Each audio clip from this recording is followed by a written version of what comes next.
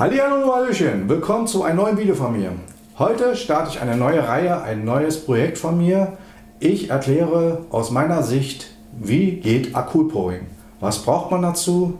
Welche Tipps und Tricks kann ich geben? Welche Arten von Pouring-Arten gibt es? Open Cup, Flip Cup, Swirl, Dutch Pour, Dirty Pour. Wird alles erklärt in einzelnen Videos, die nur 3 Minuten lang sind, also kurz. Es wird erklärt durch Tipps und Tricks. Schaut euch das an und ihr werdet merken, es kann wirklich jeder. Es macht Spaß, Bilder künstlerisch abstrakt zu gestalten. Und ihr habt dann halt neue Sachen, die ihr euch auf eine Wohnung selbst neu dekorieren könnt. Habt schöne Geschenke für Freunde, Bekannte, Verwandte. Und es macht riesen Spaß. Also schaut euch das an. Wenn euch das Video gefällt, lasst gerne einen Daumen nach oben da. Ich würde mich freuen. Abonniert den Kanal und aktiviert die Glocke. Dann verpasst ihr kein weiteres Video von mir, die jetzt noch kommen werden. Jeden Donnerstag. Und jetzt geht's los. Wie geht Acrylpouring? Was brauche ich dazu?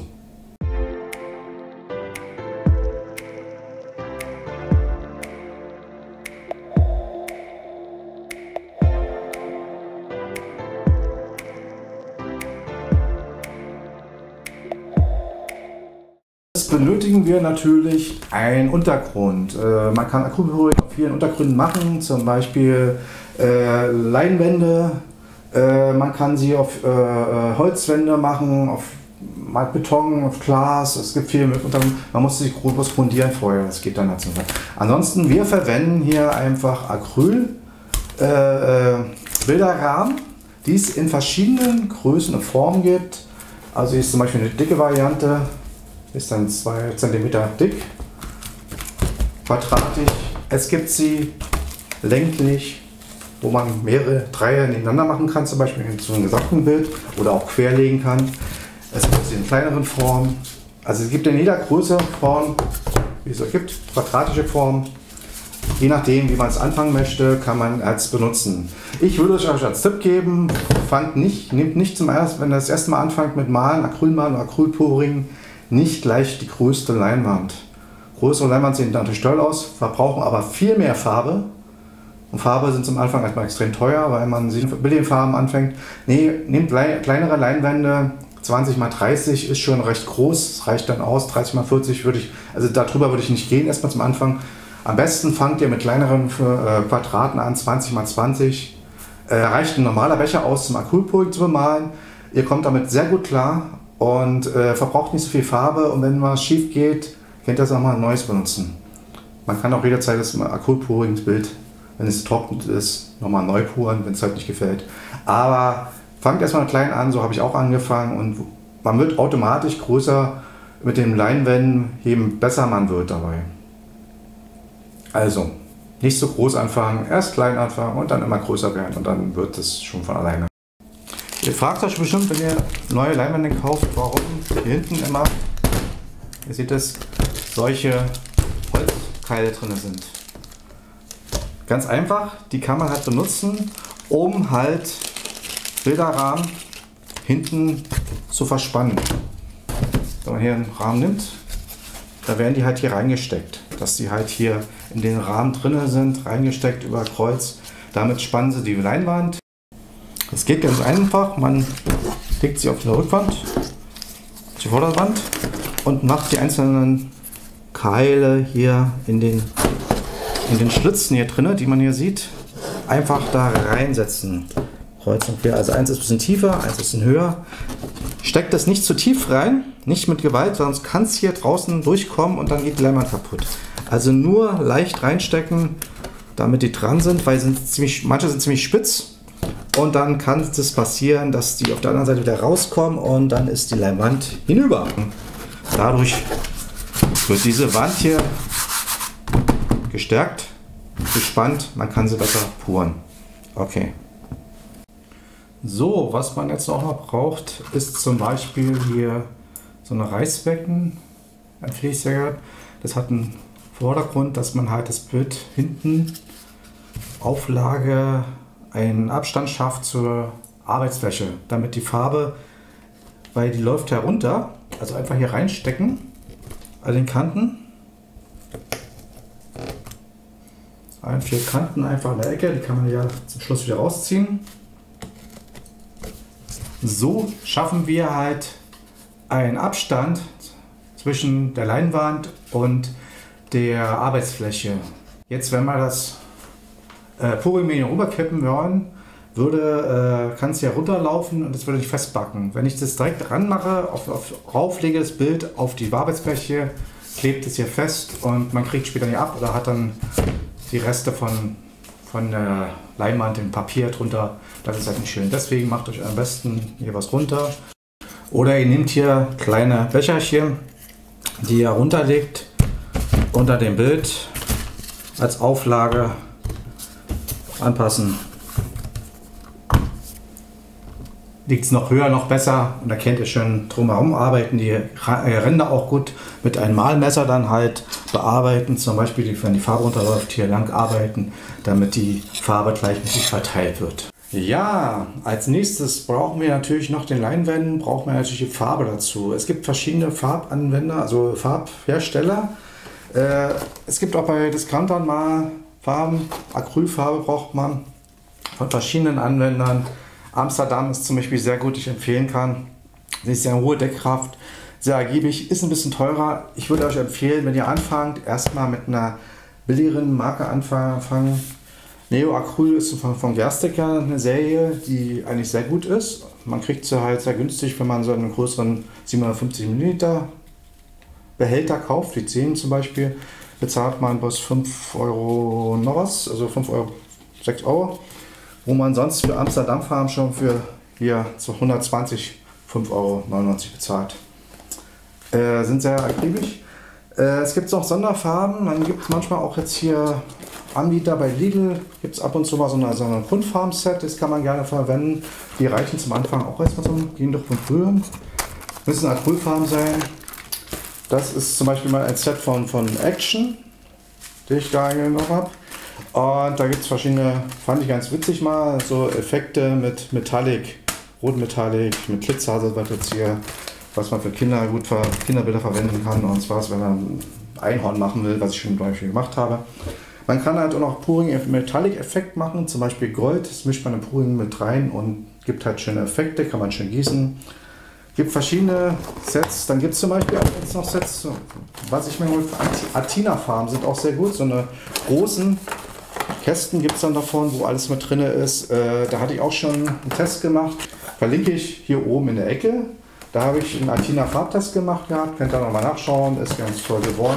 Die Farben kann ich sehr gut empfehlen. Die sind richtig genial und preiswert. Und man kriegt halt auch eine sehr gute Bilder dafür. Man kann sie für Acrylpuring richtig doll benutzen. Super. Acrylfarben sind eher dick und fest und zähflüssig. So vergleichbar wie Zahnpasta. Die muss man halt ein bisschen verdünnen und das macht man halt mit Puringmedium. Zum Beispiel Flutarol, es gibt PVA-Leim oder auch Acrylbinder, die man nutzen kann. Also ich nutze gerne hier den von Artist Junior Acryl Puring Vinylklebstoff ist das. Dazu habe ich auch schon einen Test gemacht, den seht ihr jetzt hier oben in der Leiste. Ich glaube, hier ist es dann. Der ist preiswert, man kriegt in den Literflaschen. Kostet hier der weiße, kostet 2,99 Euro, also unter 3 Euro jetzt hier. Dann gibt es noch den blauen, der ist ein bisschen günstiger. 2,49 Euro kostet der zum Beispiel. Bei Gerstecker, das ist ein Online-Shop, sehr zu empfehlen. Gerade wenn man anfängt mit Malen, kriegt man da alles für Malutensilien von Farbe, Untergrund, Mittel, anderen Sachen. Gibt es dort alles und auch relativ preiswert. Und von der Qualität ist es auch sehr gut. Also kann man wirklich empfehlen. Es wird halt, die Farbe wird halt gemischt. Dann das genaue Mischungsverhältnis kommt im nächsten Video. Da erkläre ich dann die Zusammensätze, wie man Puring Medium zusammensetzt. Also wie man eine flüssige Farbe erstellt. Weil das Problem ist, man kann, wenn man die Farbe nur mit Wasser verdünnt, wird sie entweder zu flüssig, dass sie halt überall fließt. Und die Farbpigmente verschwimmen dann auch zu sehr, also dann ist die Farbdeckkraft nicht mehr so gegeben. Deswegen nutzt man halt die Farbe mit so einem Vinylklebstoff, Puring-Medium. Es gibt auch richtige Puring-Medium, fertig von Rico Design zum Beispiel angewendet jetzt hier. Das ist ein Original. Gibt auch von anderen Anwendern, sind aber teurer dann soweit jetzt hier, und zum Beispiel 500 Milliliter und der kostet 8,99. Eins ist klar, man braucht für Puring sehr viel Puring Medium. Ansonsten habe ich immer so ein Mischungsverhältnis von 30% Farbe, 60% Puring Medium und dann noch 10% Wasser kommt noch dazu. Ja, und das klappt dann sehr gut. Das seht ihr beim nächsten Video, schaut dann rein, dann werde ich es euch genauer erklären. Ansonsten könnt ihr, wie gesagt, jetzt hier, wenn ihr euch nicht sicher seid, dann kauft euch von den Marken im ID-Kreativshop oder so, oder bei Gerstecker oder Bösner.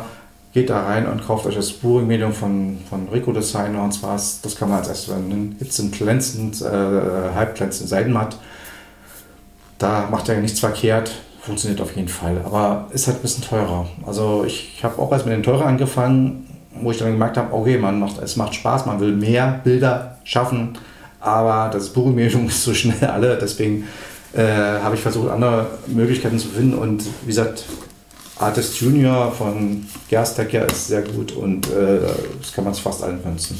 Sehr gute Ergebnisse macht man auch mit Floeterol. Das habe ich bis jetzt noch nicht benutzt gehabt. Es gibt zwei unterschiedliche Floeterol-Sachen. Einmal das deutsche und das australische. Das australische soll ja noch besser sein, weil dann diese richtigen Zellen so richtig explodieren, also richtig schön groß rauskommen und sehr farbintensiv ist. Das werde ich noch mal irgendwann probieren. Ich habe es bis jetzt noch nicht geschafft, aber es gibt halt mehr. Der ist aber richtig teuer. Des Weiteren, wenn man Purings machen will, muss man entscheiden, ob man den Faden normal gießen möchte oder ob man große Zellen erreichen will. Wenn man große Zellen haben will, sollte man ein bisschen Silikonöl mit reinmischen. Es gibt verschiedene Varianten. Man kann Silikonöl fertig kaufen, jetzt hier zum Beispiel von Goya, ist sehr gut, ein paar Tropfen, kommt 2 bis 3 Tropfen in der pro Farbe rein, und dann geht es. Man kann Silikonöl vom Baumarkt nehmen oder einen Discounter, da muss man dafür nicht so viel spritzen, weil auf so eine Spraydose kommt natürlich viel mehr raus als auf so einen kleinen Tropfenbasis. Am besten man sprüht es in einen kleinen Behälter und tropft es dann einzeln rein. Das ist dann ganz gut. Ihr kennt auch, also viele nehmen auch zum Beispiel von Garnier, also Haarshampoo, Haarspülung, wo Silikone drin sind. Das kann man auch sehr gut verwenden. Das hat auch gute Ergebnisse. Man macht ja ganz wenig bloß so mit rein. Um die Farbe anzurühren mit dem Puring-Medium braucht man Behälter. Am besten man nimmt sich so eine Plastikbehälter oder Papierbehälter in verschiedenen Größen. Es gibt auch diese in Schnapsgläsern-Form. Also verschiedene Größen braucht man dafür. Dann nimmt man zum Beispiel einen Holzspachtel, um die Farbe drinnen zu verrühren. Dazu kann man auch kleinere Holzspachtel nehmen. So einen kleinen gibt man auch, wie gesagt, in Drogeriemärkten, oder man nimmt, wenn man gerne Eis isst, schöne Eisstiele, die man halt sauber machen kann, und dann kann man mit den kleinen Behältern hier auch sehr gut das vermischen und man ist ökologisch.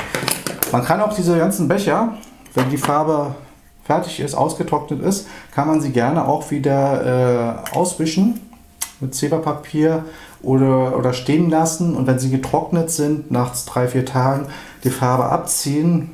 Dann ist der Becher auswaschen nochmal und man kann ihn wiederverwenden. Also man muss nicht alles mal wegschmeißen. Ich verwende meine Becher meistens auch nochmal.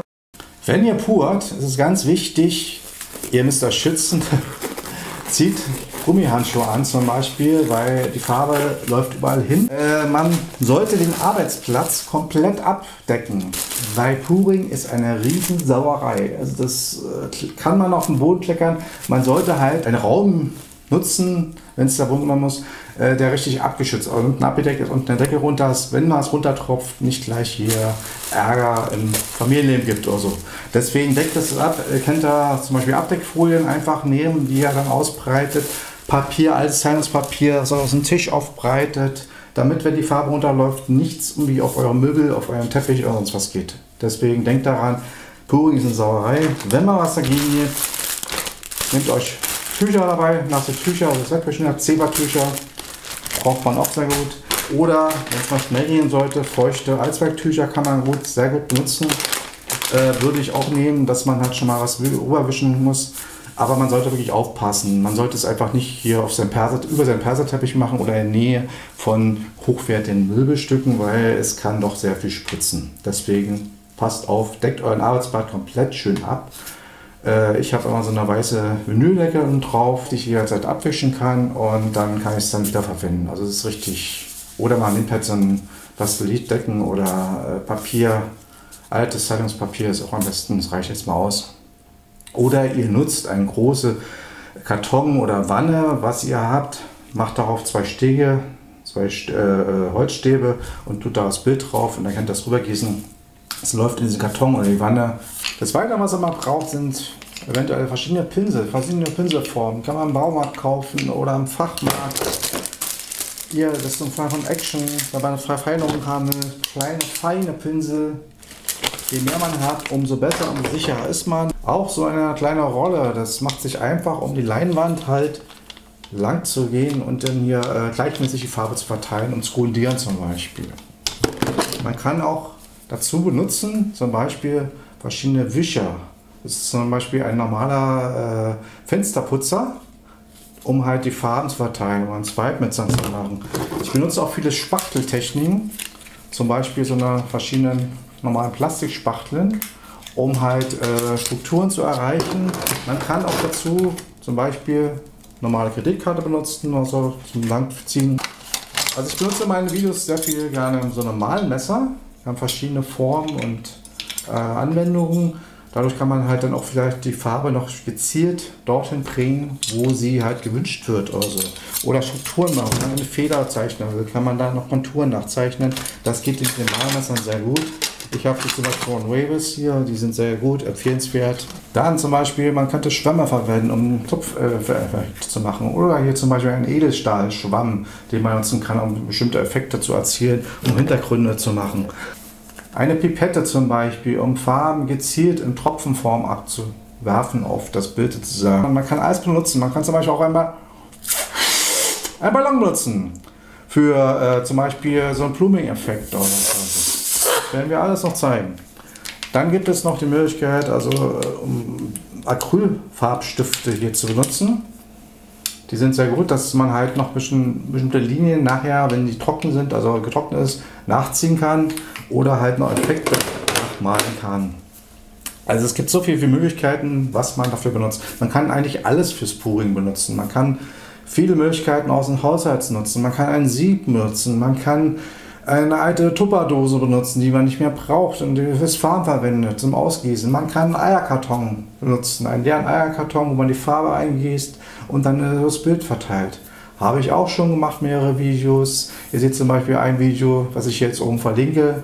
Könnt ihr euch das gerne angucken. Mit Eierkarton ist ganz einfach, funktioniert sofort und es macht riesigen Spaß. Glaubt mir das. Um beim Pouring zum Beispiel die Zellen schön rauszugeben, benötigt man oft das mal eine Heißluftpistole, die man im Baumarkt holen kann. Oder es reicht zum Anfang auch ein ganz normaler Haarföhn aus, den man nutzen kann, um zum Beispiel eine Dutchspur zu machen. Oder um die Zellen rauszukriegen, einen kleinen Flammierbrenner, den man in der Küche benutzt. Dadurch kann man die Zellen halt richtig aktivieren, dass die halt richtig rauskommen. Also es ist ganz einfach. Man kann das alles benutzen, viele Möglichkeiten noch mehr. Also ihr werdet es alles in den nächsten Videos noch sehen, dann soweit jetzt. Um zum Beispiel jetzt die endlichen fertigen Bilder zu schützen, dass sie halt nicht nachgeben, kann man sie halt, wenn man es mit guten Farben gemacht hat und das Acryl-Pouring-Medium benutzt hat, muss man sie nicht extra noch versiegeln, aber man kann es versiegeln, dann halten länger, kann man es auch noch was mal leicht so abwischen. Man kann zum Beispiel Spray benutzen, Klarlackspray, Acryllackspray, darüber hin zeigen wir euch dann auch noch. Oder halt einfach was zum Streichen, wo man das Pinselstreich einstreicht und halt damit das Bild versiegelt. Dazu noch später in den Videos mehr. Es wird zum Ende der Serie rankommen zum Versiegeln und das werdet ihr alles hier auf diesem Kanal sehen. Und deswegen schaut euch zu. Ich hoffe, ich konnte euch erstmal einen kleinen Einblick bringen, was man halt mit Acrylpouring für Acrylpouring halt braucht. Genaueren Sachen erfahrt ihr bei den nächsten kommenden Videos. Immer Donnerstag kommt ein neuer Teil davon raus. Der wird ein kurzes Video sein, wird sich einem speziellen Thema widmen. Ja, das war es erstmal für heute. Ich hoffe, es hat euch gefallen. Ich konnte euch einen kleinen Überblick geben, was man fürs Acrylpouring zum Acrylmalen erstmal braucht. Das Weitere wird in den nächsten Videos erscheinen. Jeden Donnerstag kommt ein neues Thema raus, ein neues Video. Bleibt dabei, abonniert den Kanal, aktiviert die Glocke, dann verpasst ihr kein neues Video von mir und gebt gerne einen Daumen nach hoch, würde mich freuen. Ansonsten schaut am nächsten Donnerstag wieder vorbei, dann seht ihr das erste Video zu, wie mische ich zum Beispiel Acrylmedium an mit der Farbe. Da geht es dann los. Also, wir sehen uns dann nächsten Donnerstag. Ich freue mich, seid dabei und aktiviert wirklich Glocke, da verpasst ihr nichts. Macht mit, unterstützt mich weiter, damit unsere Community weiter steigt. Würde mich freuen. Bis dahin sage ich vielen Dank fürs Zuschauen. Wir sehen uns am Donnerstag zur nächsten Folge. Wie wird Acrylporing angemischt? Seid dabei, ich freue mich auf euch schon und bis dahin macht's gut. Schöne Grüße, euer Olandix. Ciao, ciao.